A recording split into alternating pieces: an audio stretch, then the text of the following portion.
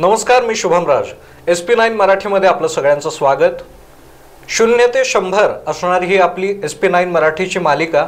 या मालिकेअंतर्गत आपण प्रत्येक वेळी आपल्या स्टुडिओमध्ये विविध क्षेत्रातील मान्यवरांना आपण बोलवतो आणि त्यांच्या आयुष्यातला आणि त्यांच्या संघर्षाचा सर्व प्रवास आपण या माध्यमातून जाणून घेतो. तर या 0 ते 100च्या आणखी एका नव्या मालिकेसाठी आज आपल्यासोबत आहेत दत्तसेवा सहकारी पतपेढीचे संस्थापक श्री आनंदराव माईंगडे. सर्वप्रथम मी आनंदराव माईंगडे सरांचं या SP9च्या स्टुडिओमध्ये स्वागत करतो. सर, आपलं स्वागत आहे SP9 मराठीच्या स्टुडिओमध्ये. SP9 मराठीनं या ठिकाणी स्वागत केलं त्याबद्दल मी आभारी आहे. धन्यवाद सर. तर तुरुकवाडीपासून आपल्या खरं तर आयुष्याची सुरुवात झाली. तुरुकवाडीमध्ये आपला जन्म झाला.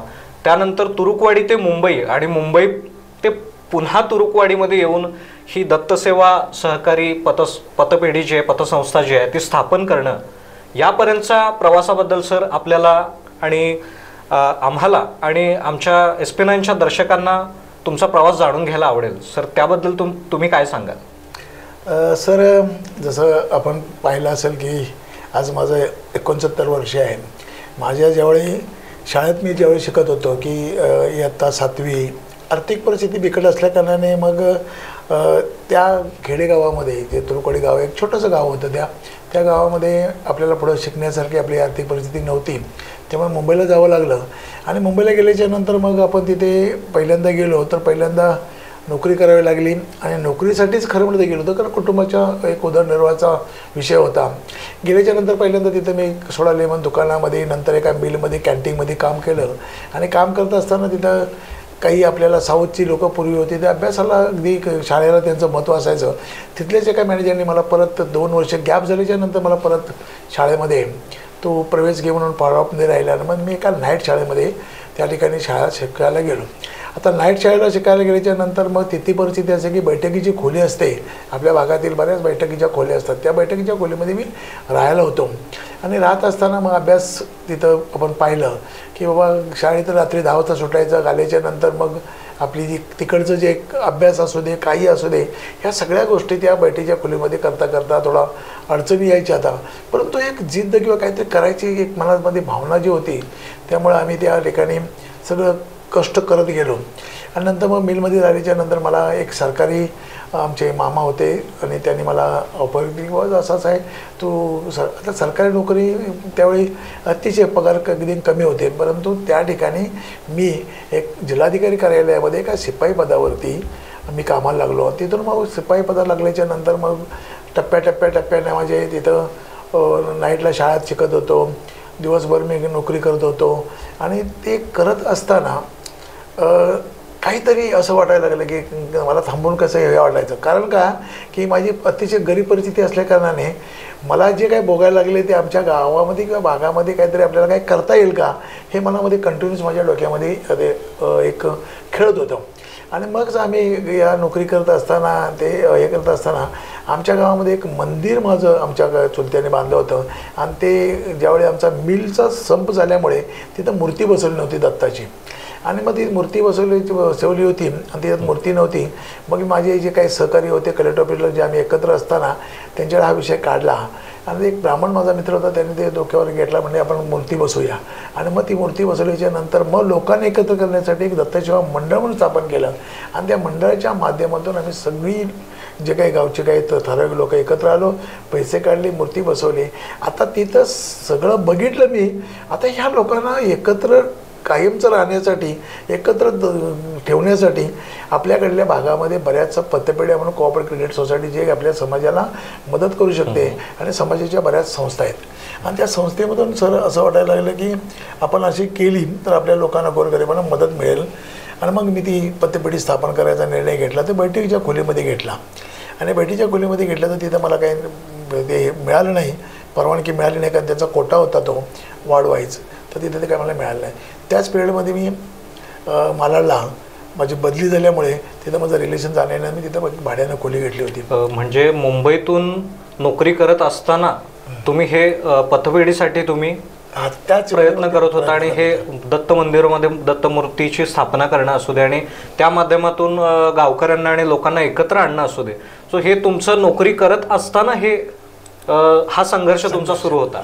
आणि ती करत असताना साहेब काय झालं की ज्यावेळी आम्ही पतपेढी काढली, आता पतपेढी काढल्याच्या नंतर सरकारी नोकरी, मग तेवढ्यातच माझं एक लग्न, म्हणजे लग्नासाठी ऑफर यायला लागले, आई वडील पण मागे लागले की बघा स्थळं यायला लागली, कारण सरकारी नोकरी म्हणजे थोडी स्थळं. आणि मग त्यामध्ये आपल्याच भागातली म्हणजे आमच्या जे कापसूर आपलं बिळाशी म्हणून गाव होतं, त्या गावातली मुलगी आम्ही बघितली आणि लग्नासाठी आम्ही तयार केली. तोपर्यंत या गावातलं मंदिर, मूर्ती हे सगळं आम्ही केलं होतं. आता पतपेढी काढली तर ती पतपेढी मी मग काय केलं की माझी जी खोली होती त्या खोलीमध्ये घरामध्ये ती पतपेढी मी स्थापन केली. आता लग्न इकडे, बारका भाव तिकडे आम्ही नेला होता, बारक्या भावाबरोबर माझी ती बहीण एक होती, ती पण तिकडे मुंबईला होती. आता लग्न झाल्याच्या नंतर तिचं लग्न झालं, आम्ही दोन्ही लग्न बहिणी एकत्र झाले मुंबईलाच. आणि मग त्या माध्यमातून आमचं असं झालं की ते पतपेढी काढली आणि मग त्याच्यामध्ये थोडं लक्ष घालायला मिसेसला पण मी विनंती केली. आणि मग ती पतपेढी चालवत असताना, कारण सरकारी नोकरी त्यातमध्ये हे सगळ्यात असताना शिपाई झाल्याच्या नंतर मला एक वरती प्रमोशन मिळालं, जे बिल कलेक्टर आहे. ते बिल कलेक्टर प्रमोशन मिळत असताना त्या ठिकाणी सरकारी नोकरी आणि हे सगळं दोन्ही म्हणजे थोडी कसरत वाटायची. मग त्यामध्ये मिसेस इन्व्हॉल्व झाली आणि मिसेसने थोडं लक्ष घातलं आणि ती व्यवस्थित चालत गेली, पतपेढी चांगली चालली. आज पतपेढीच्या बाबतीमध्ये जर आपण विचार केला त्यावेळी त्या मिसेसचा चांगला मला सहभाग होता आणि सहभाग असल्यामुळे ती पतपेढी व्यवस्थित मला चालवता आली तिथे. मग ज्या पद्धतीनं सुरुवातीला दत्तसेवा मंडळाची स्थापना, त्यानंतर दत्तसेवा पतपेढीची स्थापना, हे करत असताना तुमची तहसीलदार कार्यालयातली शिपाई पदाची नोकरी, त्याचबरोबर तुमचा कौटुंबिक संघर्ष, जे काही तुमच्या बहिणीचं लग्न असेल किंवा भावंड असतील, ज्या पद्धतीनं त्यांच्यासोबत तुम्ही संघर्ष केला त्या पद्धतीनं तुम्हाला त्यानंतर कुटुंबानं सुद्धा तेवढाच त्यामध्ये सपोर्ट केलेला या सगळ्या माहितीतून आपल्याला दिसत आहे. सो मला एक सांगा की हे सगळं करत असताना पतपेढी किंवा पतसंस्थाच का स्थापन करायची हा विचार तुमच्या मनामध्ये का आला? हा जो मगाशी मी सांगितलं की आपल्या भागामध्ये अतिशय, आता आम्ही जर पाहिलं त्रुकवाडी शावडी तालुक्यातील अतिशय डोंगराळ आणि मागासलेली भाग होता आणि ह्या भागामध्ये आपण जर पाहिलं ते पतपेढीचा जो काही जाळं होतं ते या ठिकाणी कोल्हापूर जिल्ह्यामध्ये प्रत्येक गावामध्ये एक मुंबईला पतपेढी असते आणि त्या पतपेढीच्या माध्यमातूनच त्या गावाचा विकास करता येतो. हा ते माझ्याकडे कन्सेप्ट होता. आणि त्याचबरोबर काही आपल्या लोकांना, मुंबईकरांना लोकांना, या लोकांना एक आपली आर्थिक मदत मिळावी आणि ती आर्थिक मदत मिळण्यासाठी ही पतपेढी रजिस्टर केली तर त्यांचेच पैसे ठेवी रूपानं घेऊन, कर्ज रूपानं देऊन, त्याच्यामध्ये 1-2% मार्जिन ठेवून वगैरे अशा पद्धतीने तिथं बऱ्याच पतपेढ्या चांगल्या चालल्या होत्या. आणि म्हणून मी तिथं पुढाकार घेऊन, परंतु तिथं मला डिलावला नाही मिळाली बैठीच्या खोलीत, मग ती मी मालाला स्थापन केली, मालवणीला माझ्या घरामध्ये. आणि मग त्या माध्यमातून आम्ही बघितलं तर माझ्याकडे जास्तीत आपला समाज जर पाहिलं तर डिलावड साईडला असतं. आता डिलावडवरून मालाला येणं म्हणजे ते काही मोठी कसरत असायचं. मला सुट्टी असायची ती रविवारी, मग रविवारी माझी पतपेढी चालू ठेवली की काही लोक, गावचे लोक भेटायला यायची. आणि मग आमच्या डोक्यात असं आलं की आता मालाला रजिस्ट्रेशन झाले तर आजूबाजूची लोकं पण आम्ही या ठिकाणी सभासद पण घेतली. कारण त्यावेळी पहिलं काय होतं की स्थापन करायचं म्हणून निर्णय झाल्याच्या नंतर 25,000 सभासद, आपण 25,000 सभासद घेऊन आपलं 500 सभासद घेऊन 25,000 खेळतं भांडवल आम्हाला त्यामुळे गोळा करायचं होतं. आणि ती गोष्ट डिलाडवरून काही शक्य नाही झाली आपल्या मिडियम लोकांच्या किंवा ठराविक गावकऱ्यांच्या माध्यमातून झालं नाही. आणि म्हणून तिथं अदर त्या भागातील जे काही रहिवासी होते त्यांना एकत्र करून आम्ही त्या सभासद वाढवून घेतल्या आणि ती पतपेढी स्थापन केली. मग हे 500 ते 500 सभासदांच्याकडून 25,000चं खेळतं भांडवल तयार करणं आणि ही पतसंस्था, पतपेढी उभारणं, तर मला ह्याच्या आधी सांगा की पतसंस्था आणि पतपेढीमध्ये काय फरक असतो? याच्यात अर्थ एकच आहे, पतसंस्था आणि पतपेढी. आता पतसंस्था म्हणजे कोऑपरेटिव्ह क्रेडिट सोसायटी आणि पतपेढी म्हणजे थोडी संस्था, ही संस्था म्हणून तिची काही लोकांना नावं लावलेली आहेत, पण या दोन्हीचा अर्थ एकच, कायदा त्याला एकच आहे. आणि ते रजिस्ट्रेशन गव्हर्नमेंटचं ते जो सहकार कायदा निघालेला 1960च्या कलमांतर्गत, त्या कलमांतर्गत या पतपेढींना म्हणजे सहकाराचे जे कायदे झाले म्हणजे साखर कारखाने, पतपेढ्या, बँका ह्यांच्यासाठी एक कायदा झालेले आहेत, त्याच्यात वेगवेगळे कायदे झाले आहेत. त्यात ही पतपेढीसाठी एक कायदा त्यांनी तयार केलेला आहे. म्हणजे आपण पाहिलं असेल खेडेगावामध्ये विविध कार्यकारी सहकारी संस्था असतात संस्था पण ते पण कार्य तेच करतात. पतपिढी पण तेच कार्य करते आणि कोऑपरेटिव्ह क्रेडिट सोसायटी पण तेच काम करते आणि संस्था पण तेच काम करते. म्हणजे दत्तसेवा सहकारी पतसंस्थाची दत्तसेवा सहकारी संस्था तेच कार्य करतात. म्हणजे दोन्हीचं कार्य एकंदरीत एकच सेमच आहे. सेमच. म्हणजे थोडक्यात एक सर काय माहिती आहे का की ही जी म्हणतो का नाही आता वसंतदादा पाटील ज्यावेळी होते त्याने एकत्र लोक गोळा करून जशी तालीम काढल्याच्या नंतर त्यांनी सहकारी संस्था काढण्यासाठी एकत्र येऊन करता येतात. पूर्वी आपल्याकडे आमच्या खेडेगावात वगैरे आपल्या पाहिलं असेल आमच्या तर त्या गावामध्ये आपण खेडेगावात आजही 10 लोक 15 लोक मिळून ऊसाच्या एक ग्रुप तयार करायचा. आता साखर कारखान्याला काय जात असल्याकारणाने आपले इंडिव्हिज्युअल करायला लागलेत. मग ह्या पत्तपेढ्यांचं जी काही लोक असतात ही लोक एकत्र येऊन ज्यावेळी संस्था स्थापन करून त्या ह्याच्या माध्यमातून थोडी मार्जिन ठेवून ते पैसे ठेवीच्या रूपाने पगारात त्याच्या कटिंग असू द्या तिचे धर्माचे मासिक हे असू द्या आणि काही ठिकाणी कर्जातून थोडी कटिंग करून अशा पद्धतीच्या त्या लोकांनाच लोन देऊन त्यांच्या गरजा भागवण्याचं काम या पतपेढीच्या माध्यमातून आपण करतोय किंवा केलेलं आहे आपण. वा छान. तर ही दत्तसेवा सहकारी पतपेढी जी आहे ही संस्था स्थापन करत असताना कारण एकंदरीतच मुंबईपासून तुरुकवाडी मध्ये म्हणजे तुरुकवाडी खरं तर खूपच ग्रामीण आणि खूपच दुर्गम भाग आहे असं माझ्या माहितीप्रमाणे. तर ते पतसंस्था इथं स्थापन करताना कोणकोणत्या आव्हानांना आपल्याला सामोरं जावं लागलं आणि कोणकोणत्या समस्यांना तोंड द्यावं लागलं? आता हे जर पहिल्यांदा जसं आपण म्हणतो की माझ्या घरातच लग्न झालं मिसेस तिथं आता तो कौटुंबिक म्हणजे घरगुती जरा थोडा तो डिस्टर्ब झालं परत काहीतरी करावं असं म्हणून आपण जेव्हा तयारी करतो तयारी म्हणजे काही डोक्यामध्ये आपण हे करतो ते मिसेसला माझा कन्सेप्ट पण मी सांगितला होता. कारण दत्त जयंती मी दरवर्षी स्थापन करायचे आणि तिचं गाव बाजूलाच ती मामाकडे वगैरे नेल्या बिल्या ती यायची तिला सगळं माहिती होतं. त्यामुळे तिला तेवढी आवड हळूहळू मी तयार केली. तर त्या ह्याच्यामध्ये एक तर कुटुंबाचा ह्याच असतो प्लस आपल्याला काही की लोकांना कर्ज एखाद्या वेळी तो बसत नसेल आणि त्याला मागणी जास्त असेल त्याला नाही दिलं तर त्याच्या अडचणी होत असतात.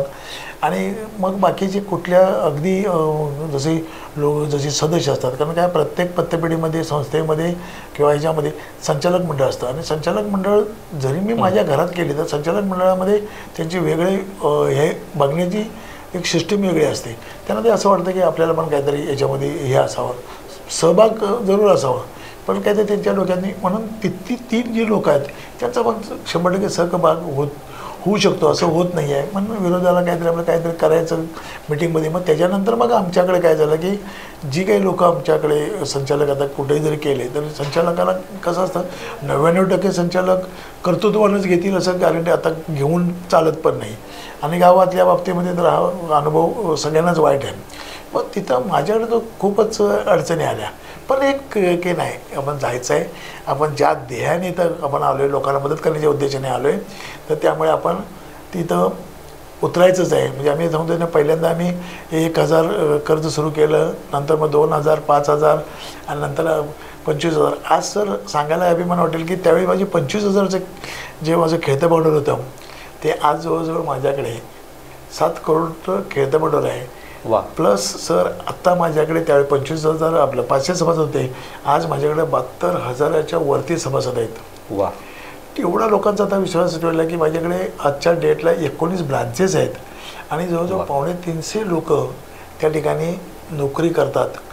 आजपर्यंत जर मी जर विचार केला की मला 1 करोडपर्यंत त्या संस्थेत शासनाच्या नियमाप्रमाणे मी 1 करोडपर्यंत लोन देऊ शकतो परंतु मी काही गोष्टीला बंधनं घालून मी जास्तीत जास्त 50 लाखाच्या आसपास कर्ज देतो आणि खूप करोडो लोकांना आता पण कर्ज दिलं असेल आपण म्हणजे घेऊन परत 3-3 4-4 वेळा कर्ज आम्ही दिलेले आहेत आणि 4-4 वेळा कर्ज दिलेले लोकच आज मोठमोठे धंदेवाईक झालेले आहे आणि ते आजही असे म्हणतील की बाबा आनंद मांगडेच्या पतपेढीमुळे आज आम्ही इथपर्यंत पोहोचलो. नक्कीच मोठे उद्योग करायला आणि बऱ्याच गोष्टी नवीन करायला कोणाला वाहन खरेदी करायचं असतं कोणाला काय अजून घर बांधायचं असतं तर यासाठी आर्थिक पाठबळ असणं खूप गरजेचं आहे आणि ते आर्थिक पाठबळ देण्याचं काम सरांच्या माहितीप्रमाणे दत्तसेवा सहकारी पतपेढीनं आजपर्यंत केलेलं आहे. या ठिकाणी काय माहिती का सांगायला अभिमान वाटेल की दत्तसेवा सहकारी पतपेढीमध्ये ज्यांनी प्रत्यक्ष खूप मोठं सहकार्य केलेलं आहे. आपण निगेटिव्हच्या ऐवजी पॉझिटिव्ह आपण विचार करूया. या ठिकाणी खरं जर सहकार्य मोठं जर सहकार्य असेल तर ते माझ्या पत्नीला आपण ॲक्सेप्ट करावं लागेल, कारण ती काम करत असताना मुलं सांभाळायचं, घर सांभाळायचं, डबा द्यायचा, हे सगळं करत असताना ती कसरत तिला साहजिकच मला विसरता येणार नाही. आणि त्याचबरोबर आज जी प्रगती दिसते यामध्ये आपल्या दत्तसेवा सहकारी पतपेढीच्या अधिकाऱ्यांपासून ते डेली एजंटपासून या लोकांचा खरा म्हटलं तर मोठा वाटा आहे. कारण असं आहे की आजकाल कोण एवढं 241 करोड आजचा आपल्याकडे डिपॉझिट आहे, आणि हा विश्वास जो म्हणतो हा विश्वास या लोकांनी तयार केलेला आहे. आनंद मेंगड्याबरोबर आपल्या अधिकारी, कर्मचारी, एजंट याने अतिशय चांगलं नियोजनबद्ध, भले आम्ही मार्जिन केलं असेल पण नियोजनबद्ध काम त्यांनी केले. त्यांच्या विश्वासावर ही प्रगती आपल्याला दिसून येईल. आणि ते जे आमचे सभासद आहेत या सभासदांचा विश्वास संपादन करण्यासाठी आपण सगळ्यांनी आमच्या कर्मचाऱ्यांनी प्रयत्न केलं.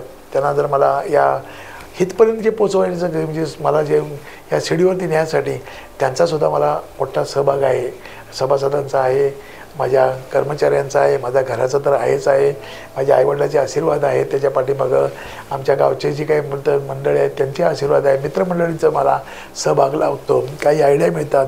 आणि माझे वेगवेगळे जे काही लोक आहेत आपल्या समाजामधील आणि खूप लोकांचं मार्गदर्शन. मगाशी मी जसं शिवाजीराव देशमुख साहेबांचं नाव घेतलं अशी खूप नावं घेता येतील, परंतु एखाद्याचं नाव राहायला नको, कारण ही मोठी व्यक्ती होती आणि म्हणून तिचं पुन्हा पुन्हा मी नाव घेतलं.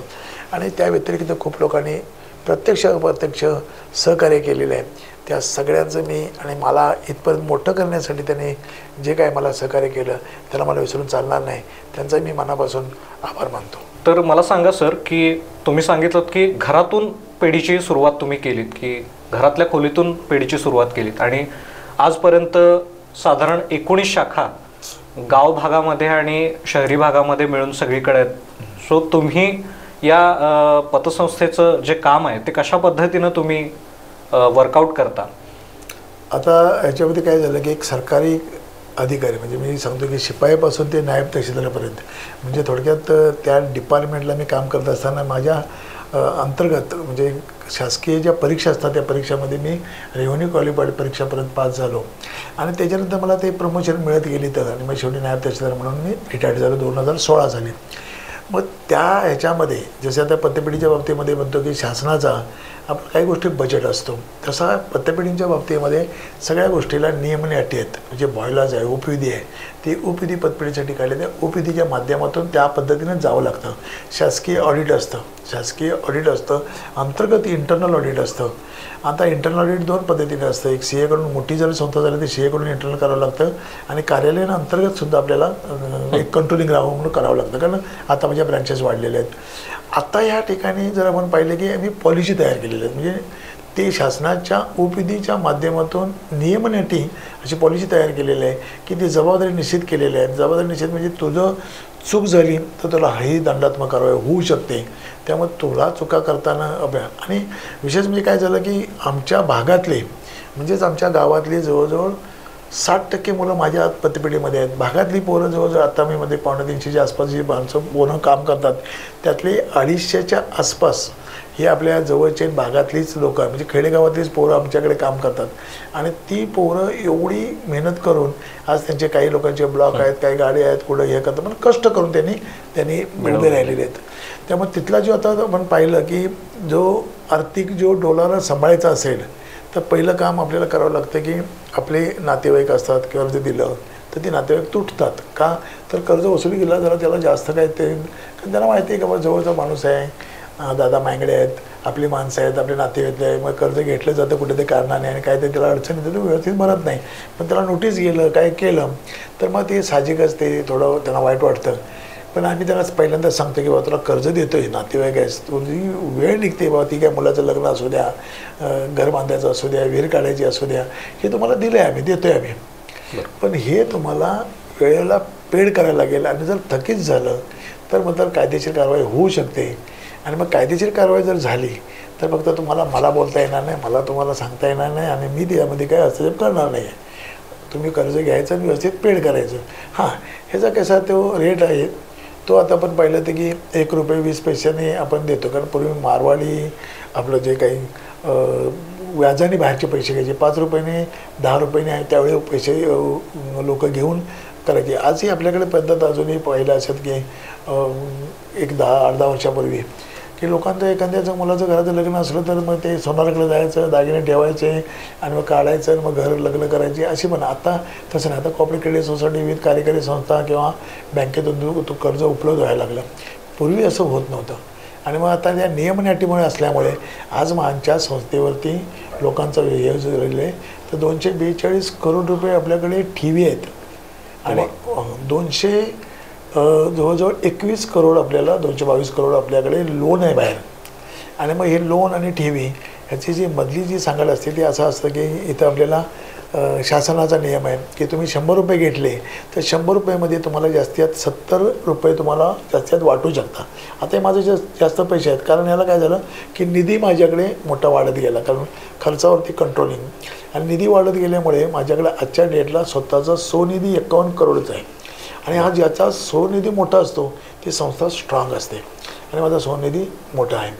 मग माझ्याकडे थकीत कर्जाची आपल्याकडे टीम आहे. ही सगळी भागातली लोकं असल्याकारणाने या ठिकाणी कधी असं बघत नाही आहेत की मला संध्याकाळी की उशीर झाला आहे किंवा मला 5:30चं ऑफिस आहे, माझं 6चं ऑफिस आहे, मी 6ला जातो.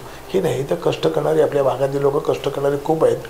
जसं आपण म्हणतो की परदेशात जाणारी इंडियातली लोकं खूप कष्ट करतात तसं इथली आपल्या भागातली जी सहकारातली माती आहे आपल्याकडे जसं उसापासून हे सगळं इथं बघितलं तर इथली पोरं जी आहेत ना, जी मुलं जी आपण मुंबईला नेलेली आहेत ती कष्ट. कारण माझं स्वतःचंच कष्ट तिथं असं असतं की मी बसल्याच्या नंतर मी 8-8 तास 9-9 तास कंटिन्यूस काम करत असतो. तरी आता रिटायर झाल्यानंतरसुद्धा. तर या माध्यमातून एक सिस्टीम तयार केली आहे ना, त्या सिस्टीमप्रमाणे आम्ही बॉयलर्सप्रमाणे OPD त्यानुसार आपले स्वतःचे नियम केलेले आहेत जे बंधनकारक करून त्या पॉलिसीप्रमाणे कामकाज चालतं.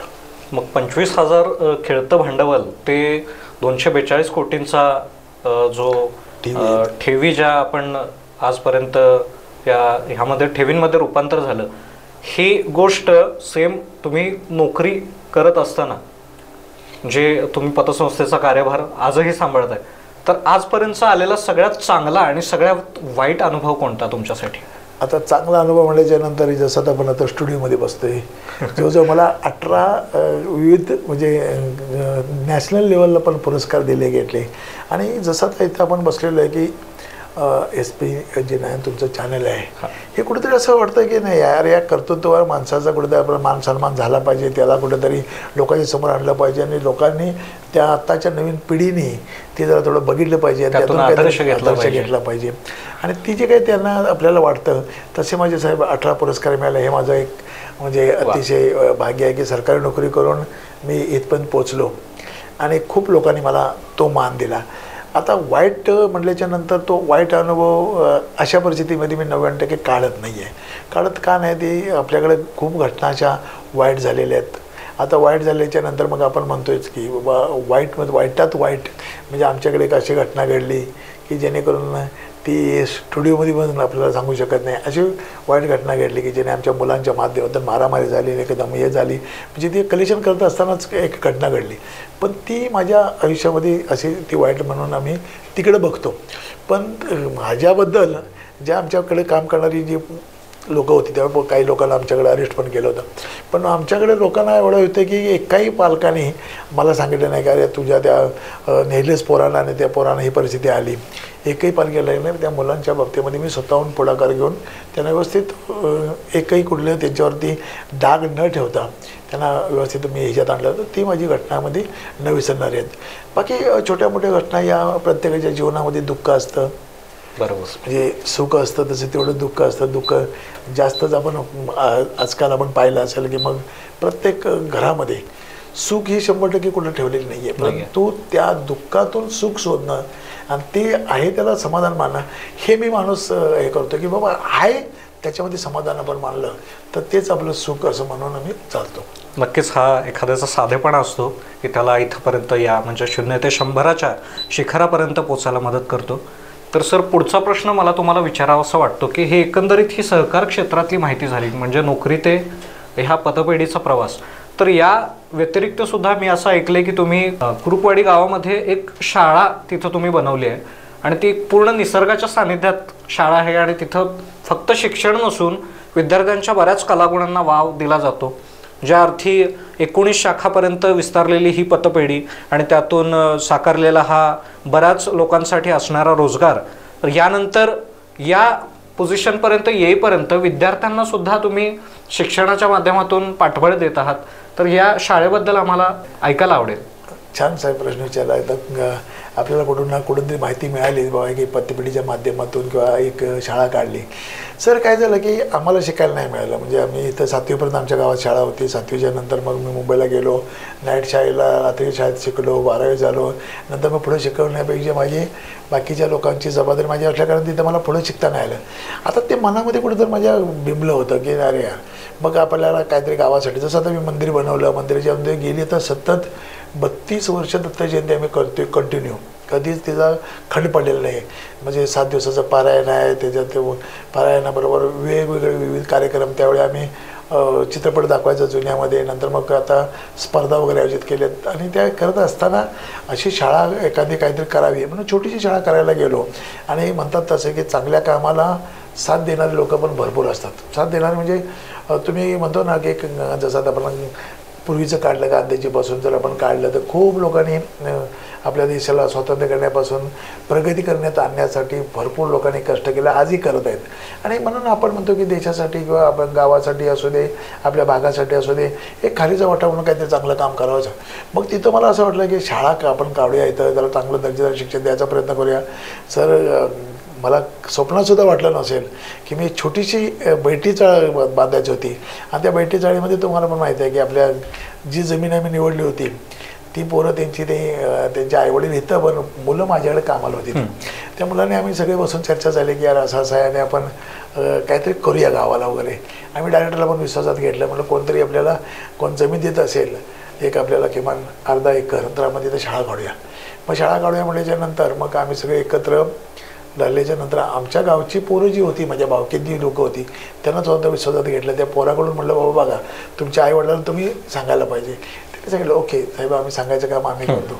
आणि त्या पोरांनी सगळं लिहून दिलं आणि आम्ही ती शाळा काढायला गेलो. साहजिकच तिथं झाला विरोध. हे मुलांची तयारी आहे, पण त्यात 1-2 वडिलांनी पालकांनी विरोध केला. मग आम्ही त्यात काय केलं तर शाळा तर होऊ शकत नाही. मग अष्टकोन आम्ही एक बैठी शाळा पण अष्टकोनमध्ये मी तयार केली. आणि त्याला असं यश मिळत गेलं की आजूबाजूची जर चांगलं काम करत गेलो. हे जर शाळेचं उद्घाटन माननीय शिवाजीराव देशमुख साहेब, आता नाव घ्यायला कैलासवासी, ती व्यक्ती आमच्यासाठी दैवत झाली. पण त्या माणसाने मला प्रत्येक गोष्टीसाठी मदत केली. आणि मग ती शाळा आज साहेब सांगायला हरकत नाही आहे की आमच्याकडे जवळजवळ 7 गाड्यातून वेगवेगळ्या 15 ते 10 ते 20 किलोमीटरवरून येतात मुलं. आणि जवळजवळ 1059 मुलं आत्ता शिकतात. आणि जर तिथंच आमचे एक वसतिगृह म्हणून आम्ही काढलेलं आहे, त्याच्यामध्ये आत्ता आपल्याकडे 200च्या आसपास मुलं, तिथं 197 मुलं वसतिगृहामध्ये लिहिलं जातात. आणि तिथं दर्जेदार शिक्षण देण्यासाठी तिथली स्टाफसुद्धा अहोरात्र मेहनत घेतो. आजही आम्हाला पगार शासनाचे नाही, आम्हाला 8वी ते 12वीपर्यंत 10वीपर्यंत आम्हाला पगार सुरू झाले 60%. बाकीचे आमच्याकडे नाही आहेत, परंतु फीमधून आम्ही घेतो आणि नॉर्मल फी घेऊन आम्ही ती शाळा चालवते.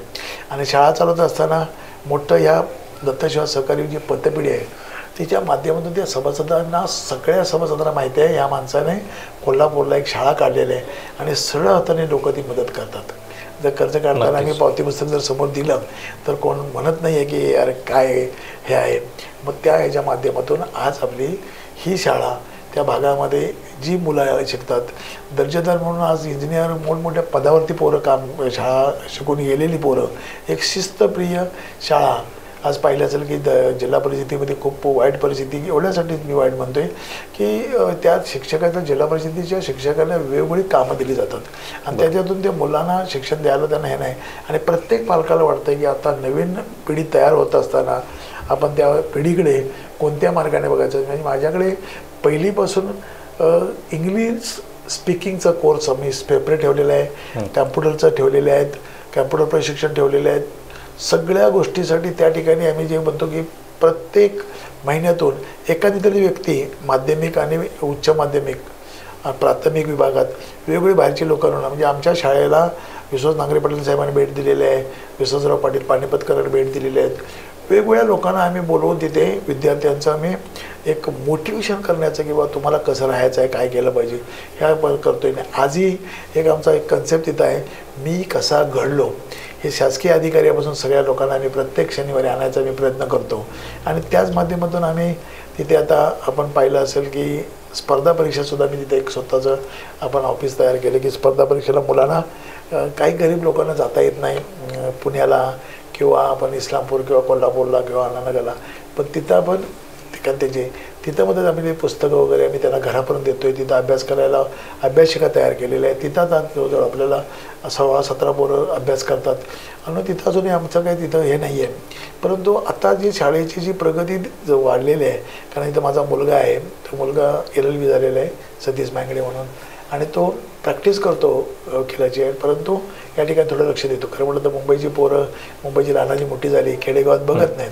पण ही व्यक्तीबद्दल माझा मुलगा आहे, मला अभिमान वाटतो. तो या ठिकाणी आपल्या खेडेगावात बघतो.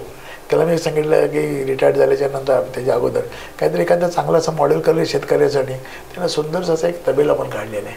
असे खूप कमी असतात की जेणेकरून आईवडिलांनी किंवा सांगितलं तर ते ऐकतो आणि त्यामुळे हे करा. आणि आज ती शाळा खरोखर चांगली नावारूपाला आलेली आहे. पण एक शिस्त अगदी शाळेमध्ये आहे आणि म्हणूनच विद्यार्थी वाढत आज आमच्या एका वर्गामध्ये आमचा कन्सेप्ट आहे 40च्या वरती ठेवायचे नाही आणि मुलांना आम्हाला परत पाठवावं लागतं. एवढ्या शाळेमध्ये ॲडमिशन चांगले आहेत. तर शाहूवाडीमध्ये असणाऱ्या दुरुकवाडी अशा एका दुर्गम भागामध्ये एक शाळा निर्माण होते, शाळेचं काम पूर्ण होतं आणि शाळेची इमारत सज्ज होते विद्यार्थ्यांसाठी.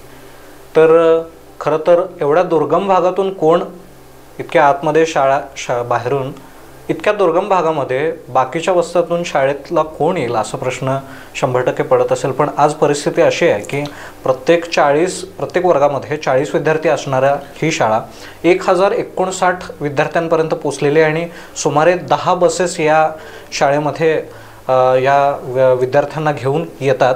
आणि खरं तर आत्तापर्यंतचा आनंदराव मांगडेंचा प्रवास ऐकून आणि बघून मला तर एक अंदाज आलेलाच आहे की आनंदराव मांगडेंना दादा का म्हणतात याचा अंदाज तर मला त्यांच्या आत्तापर्यंतच्या प्रवासामधून आलेलाच आहे. तरी पण सर मला तुमच्याकडून ऐकायला आवडेल की आनंदराव मांगडेंना दादा ह्या का म्हणतात? खरं दादा की दादा म्हणल्याच्या नंतर 2 गोष्टी असतात. एक दादा म्हणल्याच्या नंतर की बाबा काय माणूस दादागिरी करतो किंवा कुठेतरी क्रिमिनल माइंडच्या ह्याच्यामध्ये असतो का. इथं काय झालं की प्रत्येक आपण पाहिलं असेल की आपल्याकडे या भागामध्ये दादा म्हणले तर ते मोठा भाऊ आणि मोठ्या भाऊ आपल्याला मदत करतो आणि म्हणून आपल्याकडे इथं सगळी जर पाहिलं की जो सहकार्य करतो मदत करतो त्याला दादा म्हटलं जातं. आणि मग ते आपले पद्धत गेले की दादा जर माझं एवढं काम करणार, दादा मला पगार हे करून द्या ना, दादा मला कर्ज पाहिजे, दादा हे करणार. आणि ती मग सगळ्या लोकांच्या एक मनामध्ये बिंबली की आणि मोठ्या भावासारखी काही अडचण असेल काय असली तरी सुद्धा लोकांना ती सवय लागली. आणि मग सगळी लोक आनंद मांगडे म्हणून कोण बोलत नाही की दादा मांगडे म्हणूनच ओळखलं जातं. आणि ही फक्त एकच भावना आहे की मोठा भाव, जसे की आपण सगळी जी सभासद आमचे आहेत किंवा लोकांना मदत करण्याच्या दिशेने एक मोठा भाव या नात्याने आनंद दादा म्हणून सगळे लोकांना मला दादा म्हणून. नक्कीच गरजूंना आर्थिक सहकार्य करण्यासाठी ही दत्तसेवा पतसंस्था साकारली होती आणि त्याच पद्धतीचं काम या माध्यमातून आनंदराव मांगडे करतात. आपण अधिक माहिती आपण त्यांच्याकडून जाणून घेणारच आहोत. अजून एका गोष्टीबद्दल मला उत्सुकता लागलेली आहे की ज्या पद्धतीनं तुम्ही या इंटरव्ह्यूमधून माहिती घेतलीत की दत्तसेवा मंडळ स्थापन करून दत्त महाराजांची मूर्ती बसवणं, त्यानंतर दत्त महाराजांच्या नावानं ही पतसंस्था सुरू करणं. तर सर मला सांगा की दत्तसेवा हेच नाव का? ज्यावेळी आम्ही म्हणतो ना, मगाशी सांगितलं की आमच्या गावामध्ये छोटंसं गाव आहे, त्यांनी मंदिर बांधलं आणि बांधल्याच्या नंतर मग अशी परिस्थिती झाली की त्या ठिकाणी मूर्ती बसवतात आणि ते समजायला, कारण ते मिलमध्येच सगळे आमची 90% लोक मिलमध्ये कामाला होती तिथं. आणि मग तिथं असं झालं की आता त्या मूर्ती बसवायची म्हणून मगाशी म्हटलं की दत्त मंदिरात मंदिर आहे पण मूर्ती नाही. आणि ते मूर्ती आणायचं काम मी केलं आणि त्यासाठी मी काय केलं की मूर्ती आणायची आहे ना, मग दत्ताच्या नावाने दत्त सेवा मंडळ मी स्थापन केलं. आणि दत्त सेवा कोणतंही कार्य करत असताना दत्त सेवाच्याच नावाने मी प्रत्येक कार्य घेतलं. आणि काही असू द्या की म्हणतात ना की श्रद्धा पाहिजे आणि त्या श्रद्धेच्या माध्यमातून गेली त्या वर्षापासून आजपर्यंत मी दत्ताच्या भक्त आहे, म्हणजे जातो. आल्याच्या नंतर मग औदुंबरला जाणं किंवा शिर्डीला जाणं हे सतत माझं काय ना घडलं धार्मिक माझं कार्य करतो. आणि मग दत्त सेवाच्या माध्यमातून यश मिळत गेलं आणि सगळं कार्य बरोबर व्यवस्थित पुरं होतं. म्हणजे ह्या दत्त जयंतीच्या वेळेला कधी कधी माझ्या महसूलमध्ये इलेक्शन आलेलं आहे, पण मला ते बरोबर दत्त जयंतीला सूट मिळालेली आहे. एवढं दत्त म्हणजे म्हणतात ना की कृपा घ्या, आशीर्वाद घ्या, खूप त्यापासून माझी म्हणून प्रत्येक गोष्टी माझी दत्तसेवा म्हणजे दत्तसेवा हे नाव तुम्हाला म्हणजे एकंदरीत नक्कीच ज्यावेळी इच्छा असते तिथं आपल्याला नक्कीच मार्ग मोकळा होतो. तर अजून एक प्रश्नाबद्दल मला उत्सुकता आहे. तो प्रश्न मला तुम्हाला विचारायचा आहे की दत्त मंडळ तुम्ही स्थापन करून दत्त महाराजांची मूर्ती त्या ठिकाणी त्या मूर्तीची स्थापना केली, त्यानंतर तुम्ही पतसंस्था सुरू केली, त्याचं हे नाव दत्तसेवा. म्हणजे एकंदरीत दत्तसेवा हे नाव का, असा प्रश्न मला तुमच्याकडून या प्रश्नाचं उत्तर ऐकायला मी उत्सुक आहे. जसं मी म्हणलं की ती मूर्ती स्थापन केल्याच्या नंतर म्हणजे ज्यावेळी माझा एक सगळा मंडळ किंवा आमची लोक एकत्र आणण्यासाठी जे मी मंडळ स्थापन केलं, त्या मंडळाच्या माध्यमातून मला यश मिळाल्याच्या नंतर मग असं वाटायला लागलं की प्रत्येक यश सक्सेस झाल्यामुळे मग दत्तसेवा मंडळाचं नाव मला कंटिन्युअस मी ठेवून कोणताही उपक्रम माझ्या कुठल्याही आमच्या ग्रुपमध्ये काही जर काम करायचं असेल मग त्या सगळ्या लोकांना झालं यश मिळतं आहे. आणि म्हणून दत्तसेवा हे नाव आम्ही सगळ्या ठिकाणी आपण फिक्स केलं. नक्कीच जिथं इच्छा असते तिथं मार्गसुद्धा आपल्याला मोकळे होतात. आणि आणखी एक प्रश्न मला तुम्हाला विचारायचं की जसं SP9 मराठीच्या दर्शकांनी गेले 2 दिवस बातमीपत्रांमध्ये कुरुकवाडीच्या दत्त जयंतीच्या उत्सवाच्या बातम्या बघितल्याच असतील, सो तुम्ही दत्त जयंतीच्या उत्सवानिमित्त काय काय कार्यक्रम आयोजन केले होते? यावेळेला काय झालं की दत्त जयंतीच्या निमित्त जो सप्ताहांचा आमचा असतो त्यामध्ये सकाळची काकड आरती असते. काकड आरतीच्या नंतर मग आपल्याला वाचन असतं. वाचन झाल्याच्या नंतर आपल्याला संध्याकाळी परत आरती असते. त्याच्यानंतर मग भजन कीर्तन हे कार्यक्रम त्या देवळामध्ये होतात. त्याच माध्यमातून आम्ही त्या निमित्तानं आमच्याकडे दत्तसेवा विद्यालय आहे, ह्याच्यामध्ये वार्षिक एक स्नेहसंमेलन असतं. त्या प्राथमिक आणि माध्यमिक 2 दिवसासाठी आम्ही स्नेहसंमेलन आयोजित करतो. आणि स्नेहसंमेलन आयोजित करता करता आपल्याला वेगवेगळ्या स्पर्धा आपण आयोजित केल्या जातात. आणि त्या स्पर्धा आपण करत असताना म्हणजे थोडक्यात आम्ही त्या मुलांना आपल्याला व्यवसाय कसा करायचा किंवा मग भाजीपाला कसा विकायचा ही सुद्धा एक बालजत्रासुद्धा आम्ही एक दिवस तिथे ठेवलेली असते.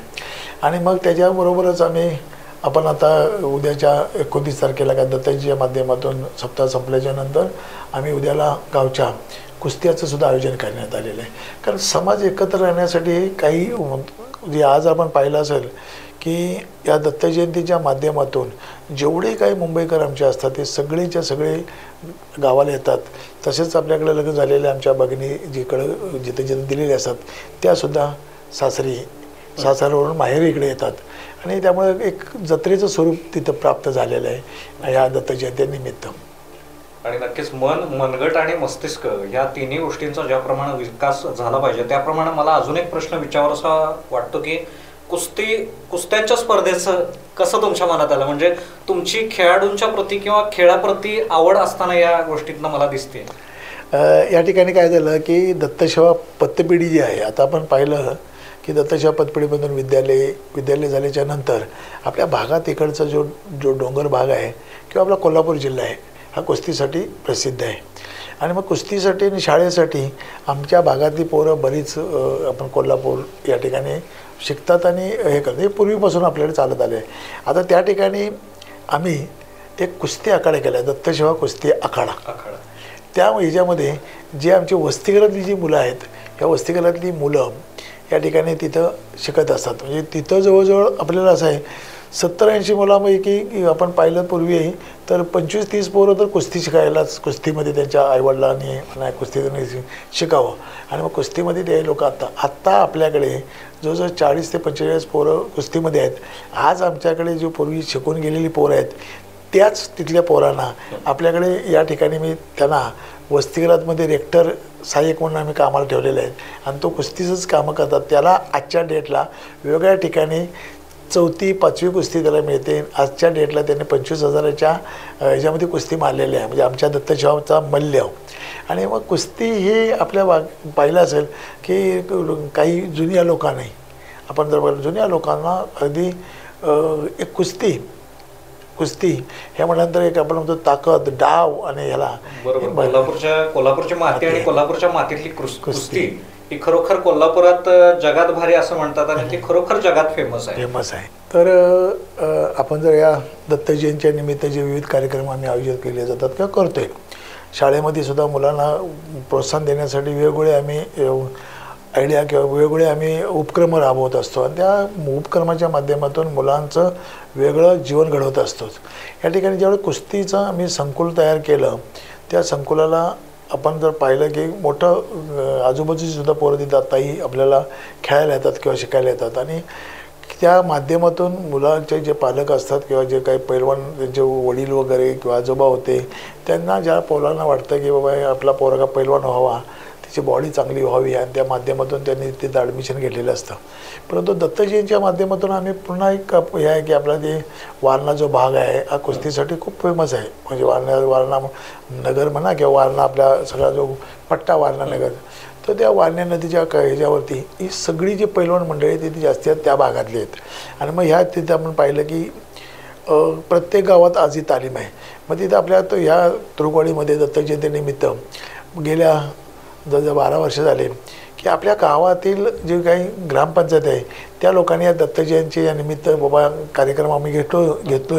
त्याचबरोबर अगदी ते या जोडीला एक कुस्तीचं मैदान, जर आता दत्तजयंती झाल्याच्या नंतर म्हणजे दत्तजयंतीचा भंडारा होतो, भंडाऱ्यामध्ये जो 2-2.5 हजार लोक जेवून जातात, जेवता म्हणजे भंडारा असतो तेव्हा महाप्रसाद घेऊन जातात.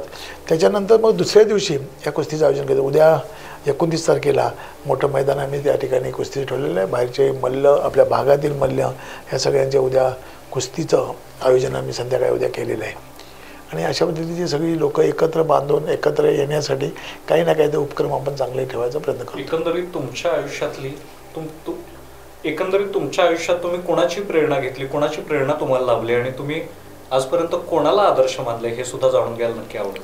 आता खरं म्हटलं तर ती मगाशी जे शब्द वापरला की सहकारातले जे आपण म्हणतो की सहकार महर्षी वसंतदादा पाटील, हे वसंतदादा पाटील हे आपल्याला त्या सहकारामध्ये प्रेरणास्थान तर आपण म्हणतोच. परंतु माझे प्रेरणास्थान आता जर विचार केला तर शिवाजीराव देशमुख साहेब जे आहेत, ही व्यक्ती माझ्यासाठी खूप मोठी प्रेरणा. म्हणजे ती व्यक्ती कोणीही त्यांच्याकडे गेलं तर मला वाटत नाही की त्यांना मदत करणार नाही किंवा केलं नाही, जे जमेल तेवढी मदत करतात. तशी एक प्रेरणा म्हणून आपण एक त्यांची माझ्या डोक्यामध्ये की नाही साहेब जसं लोकांना मदत करतात तेवढी जेवढी जमेल तेवढी मदत आपण करता येईल तेवढी आपण करतो आहे आणि ते आपल्याला यश पण त्याच्यामध्ये मिळालं आहे. आणि ही प्रेरणा म्हणलं तर आपण देशमुख साहेबांना, शिवाजीराव देशमुख साहेब जे माजी सभापती होते, वेगवेगळ्या पदावरती त्यांनी काम केलेलं आहे राजकीय, त्या व्यक्ती माझ्यासाठी प्रेरणास्थान म्हणायला हरकत नाही. वा.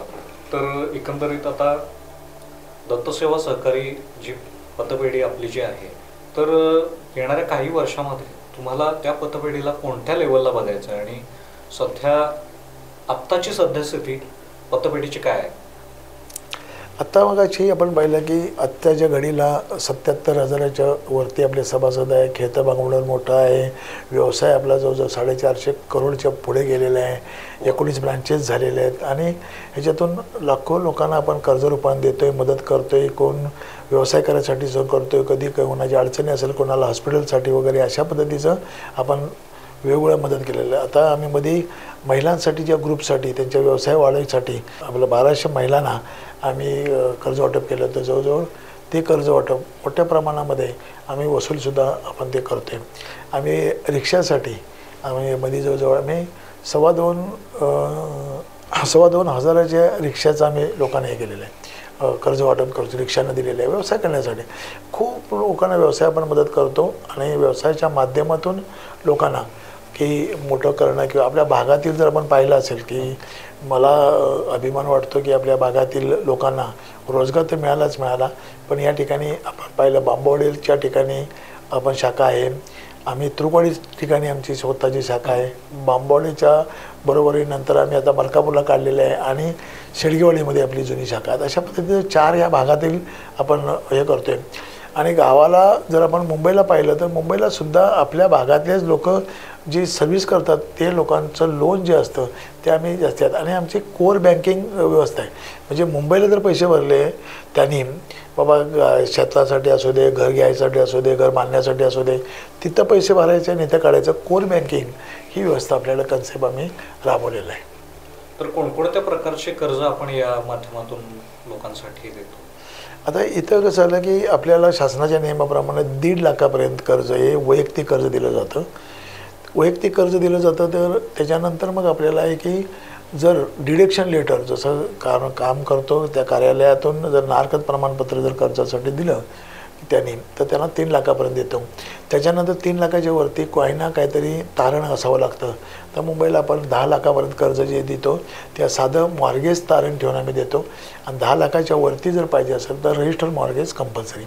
आणि रजिस्टर मॉर्गेज असल्यामुळे आणि 2 जामीनदार 3 जामीनदार एक पत्नीला आपण कंपल्सरी घेतो. कारण हे कर्ज व्यवस्थित वापरतो की नाही जातो ते फक्त पत्नीचं तिचं लक्ष असावं किंवा तिनं ते बघावं म्हणून पत्नीसुद्धा त्या जामीन आम्ही घेतो आणि आम्ही कर्ज देतो.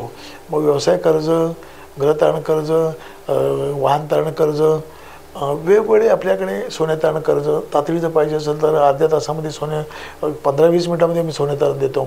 तातडीचं कर्ज पण आहे की ज्याने की 20,000 पण तातडीचं कर्ज आहे की बाबा मला गरज आहे नाही, मला हॉस्पिटलला घेऊन जायचं आहे मुलाला आणि मला 10,000ची गरज आहे तर ताबडतोब तिथं त्याला आपल्याला एकट्याच्या सहीने आपण ते कर्जसुद्धा मी दिलेलं आहे.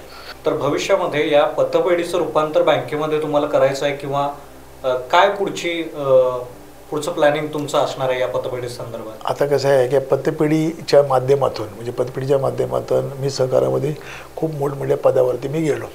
म्हणजे आमच्याकडे मुंबई सहकारी बोर्ड आहे, फेडरेशन आहेत आमचे, वेस्टर्न फेडरेशन आमचं जिल्ह्याचं फेडरेशन त्याच्यावरती मी अध्यक्ष आहे. आणि दुसऱ्या पतपेढीमध्ये पण फेडरेशनमध्ये आहेत मुंबई सहकारी बोर्ड जे पूर्ण म्हणजे तिथं पण मी संचालक आहे, पूर्वी उपाध्यक्ष पण होतो. आता या माध्यमातून जर आपण पाहिलं की आजच्या डेटला मी एका सर्वोदय कोऑपरेटिव्ह बँकेचा अध्यक्ष आहे.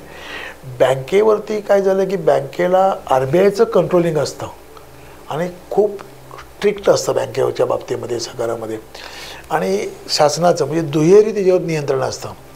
आणि दुहेरी नियंत्रण असल्याच्या नंतर त्या ठिकाणी आपल्याला गोरगरिबाला जसं मगाशी सांगितलं की 10 लाखापर्यंत आम्ही एखादी समजा शेती आहे, घर आहे आणि घर बांधायसाठी त्याला 3 लाखाची 4 लाखाची गरज आहे, डिटेक्शन नाही आहे, परंतु मग साधं मॉर्गेजसुद्धा घेऊन आम्ही त्याला कर्ज देऊ शकतो. पण ही बँकेत पद्धत नाही आहे.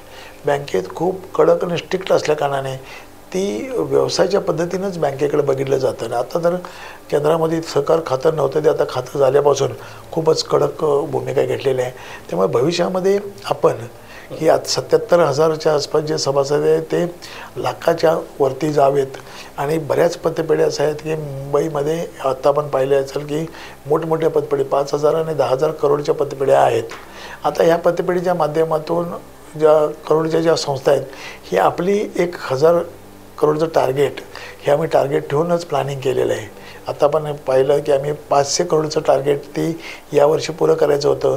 नंतर त्यामध्ये व्यवसाय आमचा पण या व्यवसाय आम्ही 500 करोडचा जवळ आलेलो आहे की 550 करोडच्या आसपास म्हणजे 450 करोडच्या वरती आम्ही आता आहोत. आणि भविष्यामध्ये 500 करोड पुढच्या ह्याच्यामध्ये वर्षामध्ये करून नंतर आपल्याला 1,000चं टार्गेट ठेवून. परंतु या ठिकाणी आम्ही जसं मगाशी बोललो की मुलगा माझा आहे तो त्याला सहकारामध्ये त्याला आवड तयार झालेली आहे आणि तो त्या ठिकाणी त्याची स्वतःची प्लॅनिंग करून तो पुढे करेल. आज आपलं वयाच्या माध्यमातून वय काही कोणाला थांबत नाही किंवा हे नाही. आणि त्यामुळे आपल्याला दिसतं आहे की माझं टार्गेट 500 करोडचं होतं ते 500 करोडचं टार्गेट मी पुरं करणार. आणि आमच्याकडे ज्या ब्रँचेस आहेत त्या ब्रँचेस आमचं 25चं टार्गेट माझं आहे की माझ्या टार्गेट ही फिक्स आहे. माझं विजन आहे की बाबा या पद्धतीने आम्ही प्लॅनिंगच केलेलं आहे. पण हे आम्ही सहकारामध्ये काम करतो आहे. राजकारणामध्ये मला म्हणजे काही गोष्टीचं म्हणजे आपल्याला पटत नाही अशातला भाग नाही. त्या सेवा करणारी लोकं आणि ज्या खरोखर काही लोक चांगली काम करतात आणि त्या चांगलं काम करणाऱ्याला त्यांचं क्षेत्र दिलेलं आहे. आपण मी ऐकलेल्या पद्धतीने की कोणत्याही क्षेत्रात जसं तर आपण मुलाखत घेत आहे हे तुम्हाला त्या मुलाखतीसाठी तयार केलेलं आहे. त्याच्यात तुम्हाला शिवाजी महाराज बनायचं आहे की शिवाजी बनायचं आहे. महाराज आपण तिकडे बनवू शकत नाही, शिवाजी महाराज बनवू शकत नाही, पण या कार्यामध्ये काहीतरी करावं.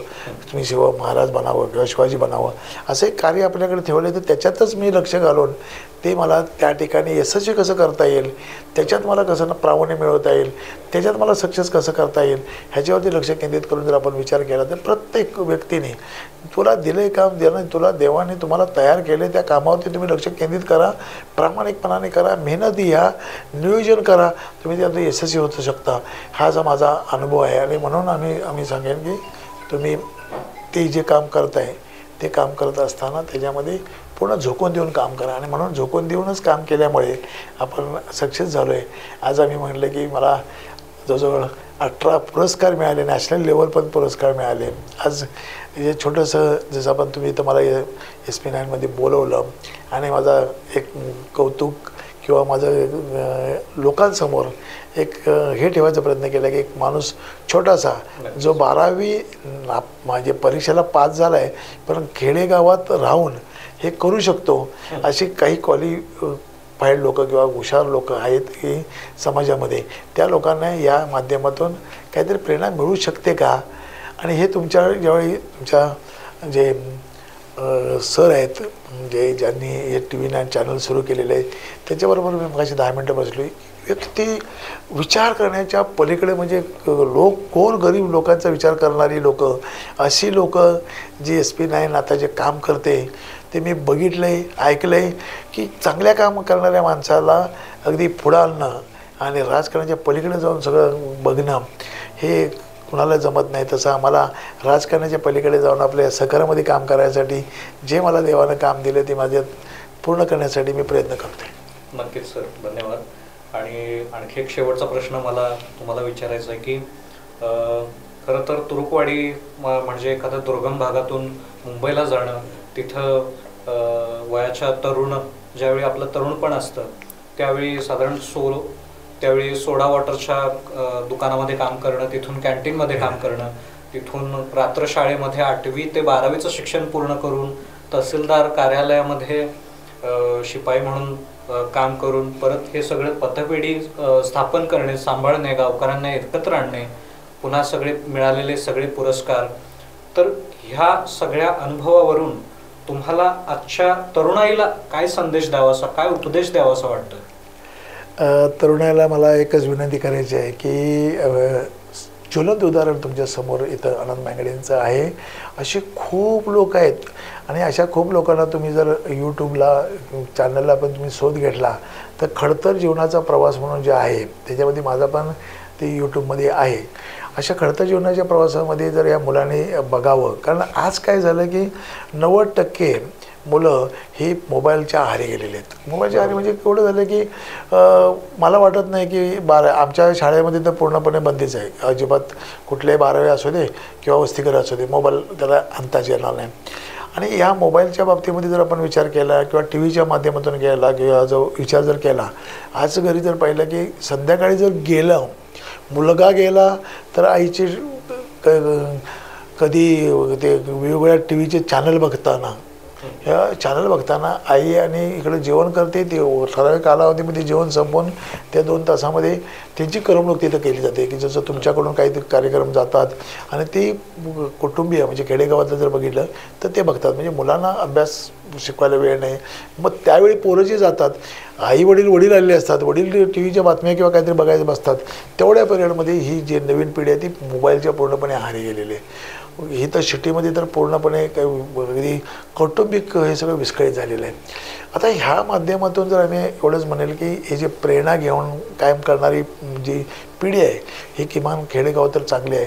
त्यांनी या मोबाईलमधून जर बाहेर पडून हा एक सामाजिक कुठंतरी बांधिलकी लक्षात ठेवून त्याच्यावरती जर कार्य केलं, स्वतःसाठी खूप लोक जगू शकतात, जगतात वगैरे, परंतु सामाजिक कार्य करणं हे जर काहीतरी विजन ठेवून काम करणं, नियोजनबद्ध काम करणं आणि काहीतरी करण्यासाठी तुमच्याला कुणातरी आदर्श ठेवून, जसं मगाशी मी सांगितलं की आदर्श कुणातरी पाहिजे आणि आदर्श ठेवून जर आपण काम केलं तर मला वाटत नाही की आपण सक्सेस. म्हणजे थोडक्यात मी माझ्या मुलांना पण, आमच्या शाळेतल्या मुलांना पण आम्ही सांगू शकतो, अरे यातनं बाहेर पडा आणि तुमचं फिक्स करा की तुम्ही 5वी 6वीपर्यंत जशी तुमची विचार करण्याची ग्राफिक जी पॉवर आहे पूर्वी, ही पूर्वी 13 वर्षाची, आता तर तिसऱ्या वर्षाचा मुलगा कशाला दुसऱ्या वर्षाचा मुलगा हा आणि मोबाईल घेऊन जेवायला त्याचे आई वडील पण तो जेवत नाही म्हणून मोबाईल त्याच्या हातात खेळतोय आणि इकडं आई भरवते. अशा पद्धतीचं आत्ताचं वातावरण तयार झालेलं आहे. मी पालकांना पण विनंती करेन की तुम्ही कुठेतरी त्या मुलांच्या बाबतीमध्ये एक वेळा तो जेवणार नाही, 2 वेळा जेवणार नाही, परंतु ती सवय बंद करावी. आणि मोबाईलच्या बाबतीमध्ये तो खरोखर मोबाईल काय खेळतोय हे सुद्धा आपण बघितलं पाहिजे. की मध्ये ज्यावेळी कोविडच्या कालावधी 2-2.5 वर्षामध्ये पूर्ण ऑनलाईन सगळ्या शाळा, आमची पण ऑनलाईनचा अभ्यास चालू होता, तर अशा ऑनलाईनला त्यावेळी आपल्याला मुलांच्या संध्याकाळी आम्ही तो ऑनलाईन घेत होतो आणि त्यांना ती सवय लागलेली आहे. आणि ह्या मुलाने खरं म्हटलं तर थोडं आपलं गावाच्या प्रगतीसाठी मला काही सहभाग होत आहेत. लहान मुलांना नाही आहे, लहान मुलांना तर ते आपण समजू शकतो, पण या मोठ्या मुलांनी या मोबाईलमधून बाहेर पडून आपलं गाव कसं व्यवस्थित होऊ शकतं, गावाबरोबर माझं तालुक्यामध्ये काय करू शकतो, माझ्या आईवडिलांचं नाव कसं व्यवस्थित होऊ शकतं, हे वेगवेगळी जर त्यांनी त्या लोकांनी जर विचार करून आणि पालकांनी त्यात लक्ष घातलं आणि शाळेच्या बाबतीमध्ये जर तिथं थोडं लक्ष घातलं तर ही नवीन भविष्य होणारी तयार होणारी पिढीमध्ये मोठ्या प्रमाणामध्ये बदल घडू शकतात. आणि आज आपण पाहिलं की भविष्यामध्ये ही घडी बिघडवायला जशी आपण कारणीभूत आहोत तशी घडी बसवण्यासाठी प्रयत्न केलं पाहिजेत. आणि हे प्रयत्न करण्यासाठी निव्वळ शिक्षकांनीच प्रयत्न होऊन ते सक्सेस होऊ शकतं असं म्हणता येणार नाही. पालकांनी पण ते थोडं लक्ष घातलं पाहिजे. आणि विशेष करून पालकांना पण माझी विनंती आहे, मुलांच्या बाबतीमध्ये मुलांना तुम्ही वेळ द्या.